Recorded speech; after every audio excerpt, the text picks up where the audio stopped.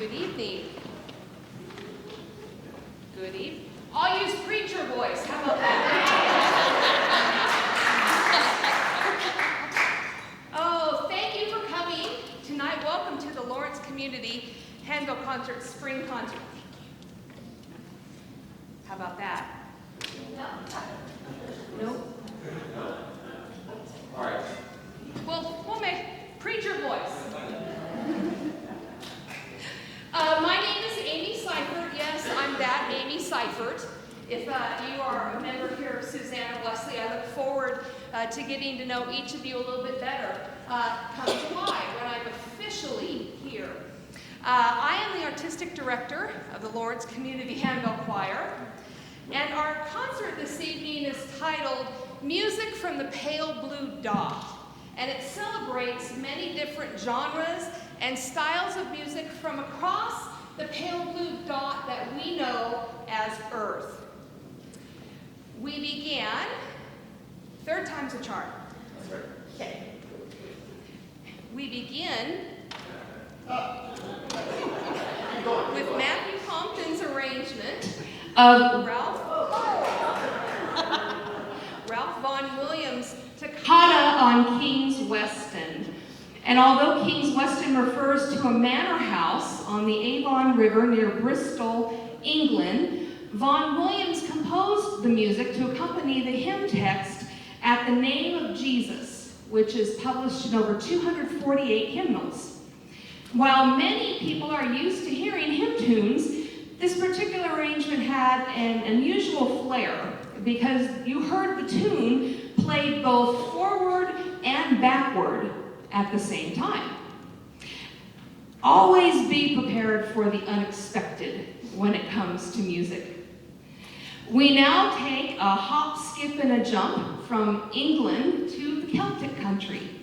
Celtic music is connected to traditional music of countries where Celtic languages are spoken. Scotland and Ireland are the most commonly thought of, but Wales, the Shetland and Orkney Islands, Cornwall, the Isle of Man, Brittany in western France, and Galicia in Spain, and northern Italy are also considered to be Celtic countries. Celtic music emphasizes melody and rhythm more so than harmony or chord structures. Its structure is a binary musical form, meaning that it has two parts that repeat back and forth with one another.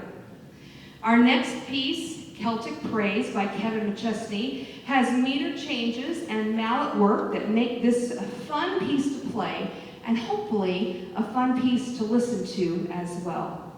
Celtic Praise, arranged by Kevin McChesney.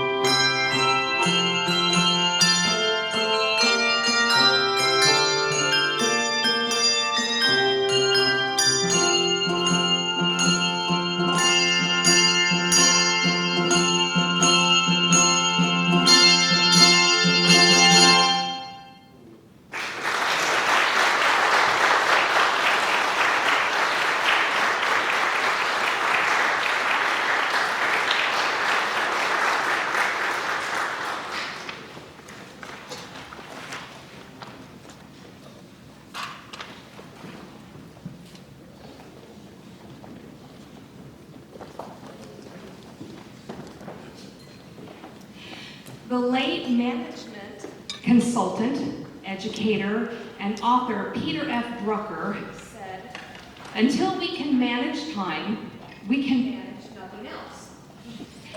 To manage time, one must be aware of it, and there's not a more familiar way to be aware of time than hearing the striking of a clock with the familiar Westminster chimes melody. Originally written in 1793 for a new clock in the University Church of St. Mary the Great in Cambridge, there is some doubt. We're pastors, Andrew. We wing it. We wing it really well. There is some doubt as to who actually composed it. It is traditionally thought to be a set of variations on the 4 notes that make up the 5th and 6th bars of "I Know That My Redeemer Liveth" from Handel's Messiah.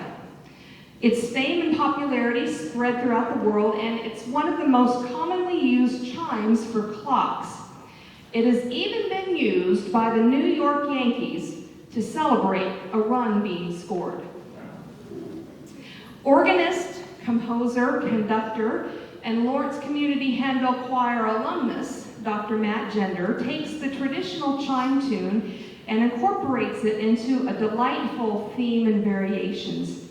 Listen for snippets of the familiar melody throughout the piece until it rings loud and clear in the middle of the song, to once again be incorporated into his variations on it. Westminster Variations.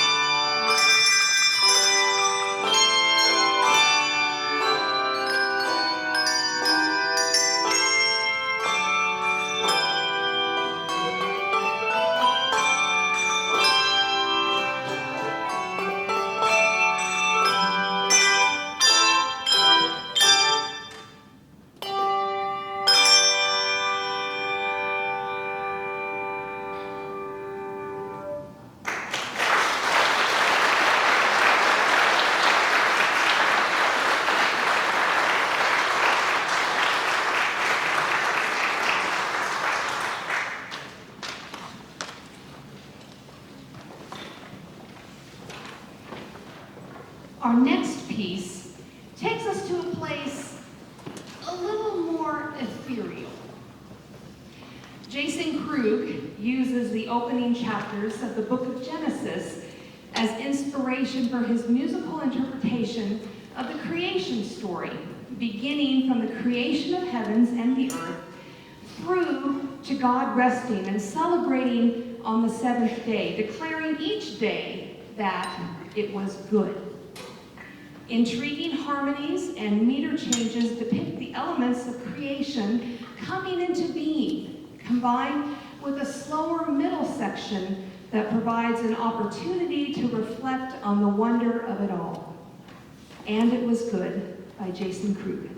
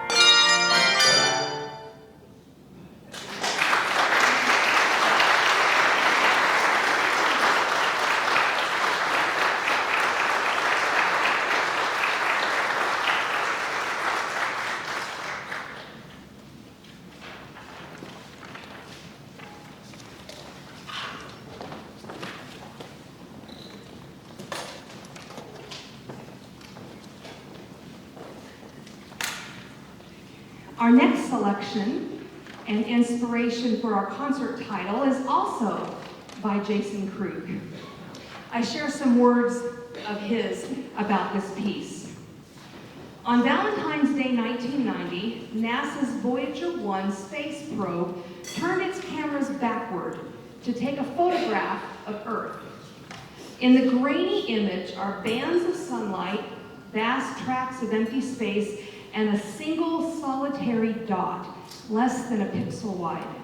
That dot, dubbed by astronomer Carl Sagan as our pale blue dot, is Earth. Sagan said of the image, "Look at that dot again. That's here. That's home. That's us. On it, everyone you love, everyone you know, everyone you ever heard of. Every human being who ever was lived out their lives. The aggregate of our joy and suffering, thousands of confident religions, ideologies, and economic doctrines, every hunger and forager, every hero and coward, every creator and destroyer of civilization, every king and peasant, every young couple in love, every mother and father, hopeful child, investor and explorer, every teacher of morals, every corrupt politician, every superstar, every supreme leader, every saint and sinner in the history of our species lived there on a mote of dust suspended in the sunbeam." This composition attempts to capture in melody and harmony some of those same sentiments. Our tiny place in the cosmos, our apparently unique situation as a planet housing intelligent life, the trials and tribulations facing every person on the planet, an arousing celebration of the joy and majesty our species is capable of when we are at our best. Pale blue dot.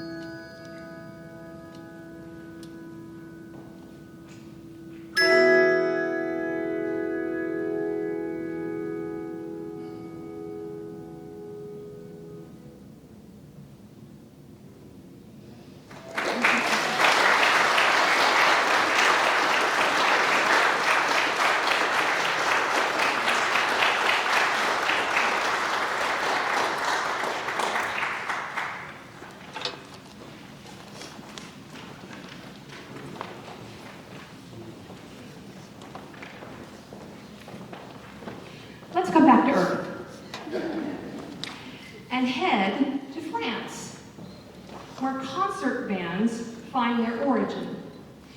During the French Revolution, large bands would often gather for patriotic festivals and celebrations, playing popular music that would captivate the public's attention. Serious composers of the time weren't all that interested in composing music for bands because concert bands were not standardized in their required type and number of instruments, something that continues to this day. It's difficult to compose a song for an ensemble that could have 35 flutes, 28 trumpets, no low brass or double reed instruments, and 15 percussionists. So, a concert band composer is something to be celebrated. Claude T. Smith is such a composer. His Emperata Overture for band was first published in 1964 and led to many additional compositions. His piece, Flight, became the official march of the National Air and Space Museum of the Smithsonian Institute in 1984.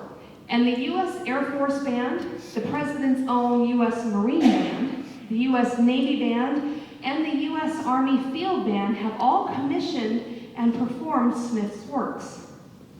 Smith's daughter, Pam Smith Kelly, recently commissioned bell ringer and composer-arranger Linda Boatwright to adapt some of her father's band compositions for Handbell choir.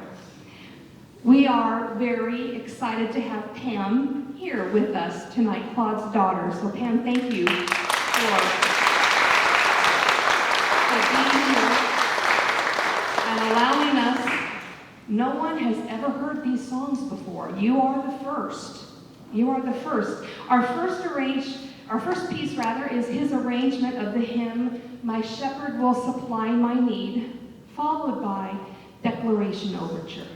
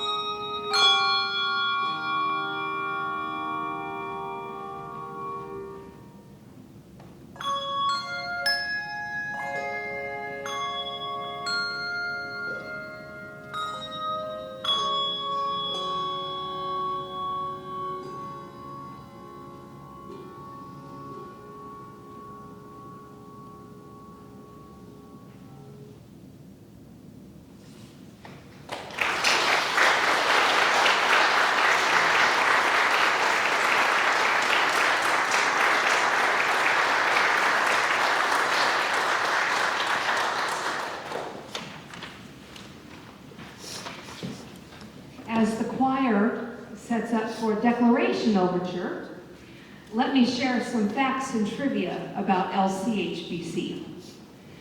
We have 5 ringers who have been with the choir since it was created in 2016. Cindy Chrysler, Becky Harris, Wendy Levitt, Karen Puckett, and Michael Schumacher. 4 additional ringers have been members for 5 years or longer. And they, along with the other members of the choir, have a combined total of 385 years ringing experience. We are a very diverse group vocationally as well. There are 2 retired music educators and a music therapist. You would expect that in a group like this. But there is an office manager, a retired account executive, a special education paraprofessional and a substitute teacher, a certified ophthalmic assistant, an aquatics aerobic instructor, a digital project manager, retired electrical engineer, 2 small business owners, a banker, a pastor, and a pastor-to-be. The choir, since it was created in 2016, has been hosted and sponsored by Central United Methodist Church in Lawrence, and we are excited to announce that this fall we will be moving to Lawrence First United Methodist Church and look forward to many years of a new partnership with them. We are a 501c3 nonprofit organization, and we rely on donations and grants to support our choir. Your generosity ensures that we are able to purchase music and supplies, repair bells, and secure additional instruments. In your program, you'll find information on how you can support the choir. There is also a table at the back entrance over here where you can place your donations. You can't miss the great big bell that's there. There is also a QR code that you can scan in your program, your program, or on the table out there if you would like to donate through PayPal. No gift is too small or too large. We hope you like the Declaration Overture.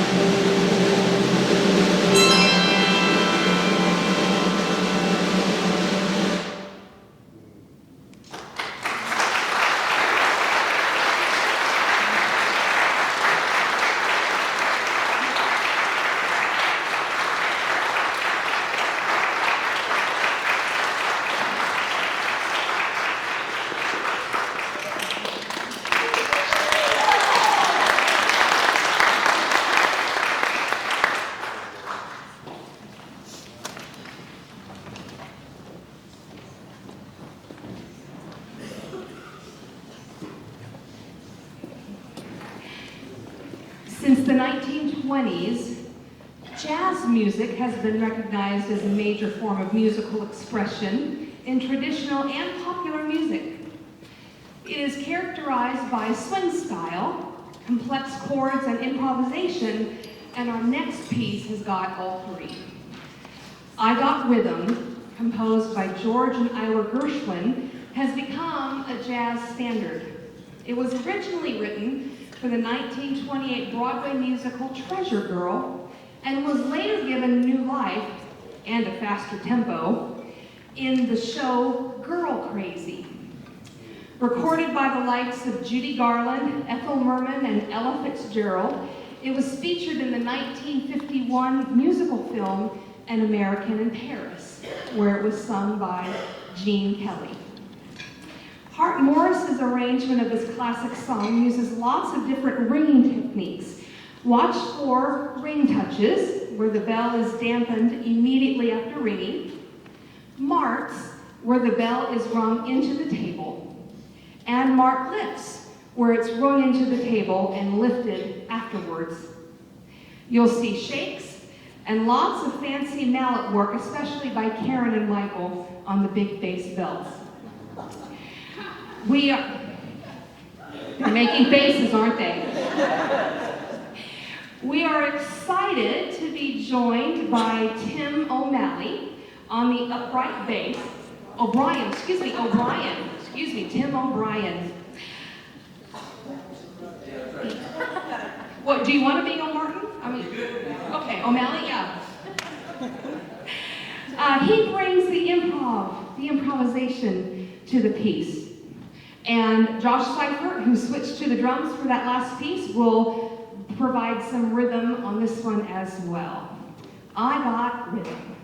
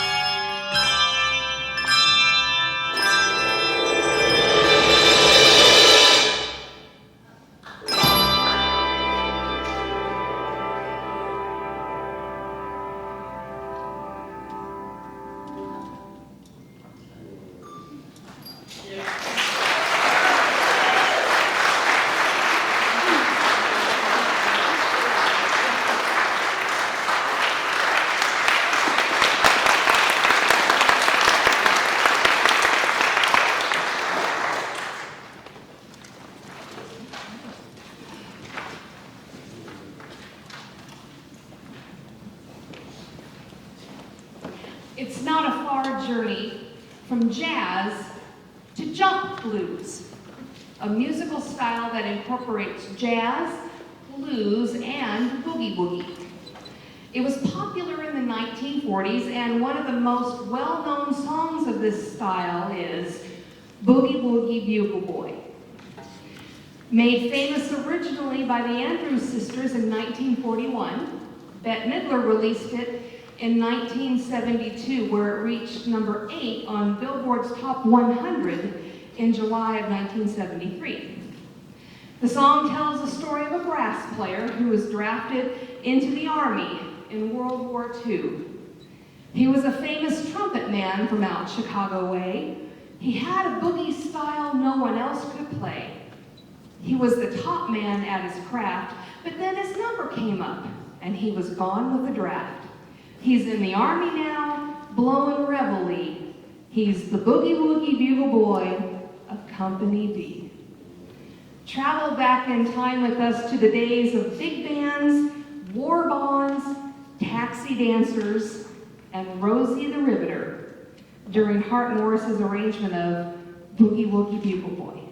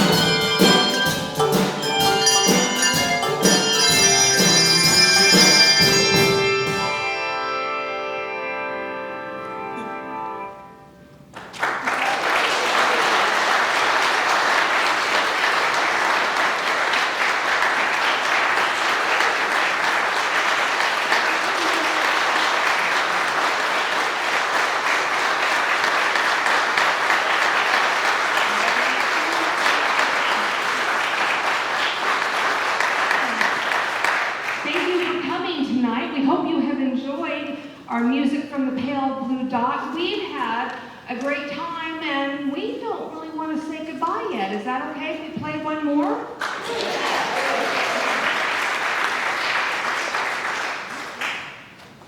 The song that we'll play for you next was certified gold by the Recording Industry Association of America in 1969 after selling over 1 million copies in the United States.